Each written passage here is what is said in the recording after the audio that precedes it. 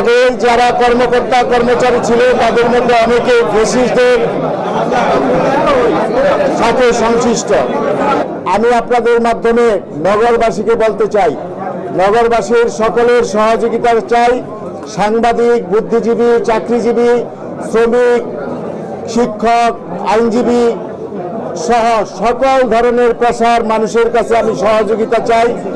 আমি চাই এই নারায়ণগঞ্জের যে সমস্যাগুলি আছে, আমি একটা সময়, একটা নির্দিষ্ট সময় 60 দিনের একটা কর্মসূচি হাতে নিব এবং সেই কর্মসূচির মাধ্যমে ন্যূনতম যে সমস্যাগুলি, এই যে রাস্তাঘাট ভাঙা, এই সমস্যাগুলি সমাধান করব।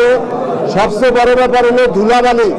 শহরে যে ধুলাবালি, মানুষ অসুস্থ হয়ে যাচ্ছে, এই ধুলাবালি পরিষ্কার করে এই শহরকে অন্তত একটু ক্লিন সিটি হিসাবে গড়ে তোলার চেষ্টা করব।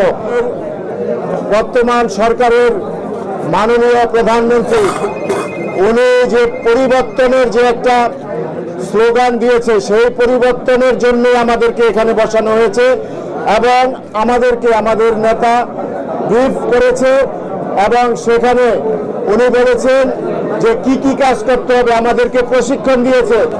আপনারা শুনলে অবাক হবেন, গতকাল আপনার জাপানের থিসিস করা মশা সম্পর্কে, মশা কিভাবে, ডেঙ্গু মশা, চিকুনগুনিয়ার মশা কিভাবে শনাক্ত করা যাবে এবং কিভাবে এটা নির্মূল করা যাবে, সেই ব্যাপারে আমরা যে 6 জন, এই 6 জনকে বিশেষজ্ঞের মাধ্যমে আমাদেরকে প্রশিক্ষণ দেওয়া হয়েছে এবং আমাদের অন্যান্য বিষয়ে আমাদের প্রধানমন্ত্রী গতিশীল প্রশাসন, গতিশীল সিটি কর্পোরেশন গড়ে তোলার জন্য উনি যে আপ্রাণ চেষ্টা করছে।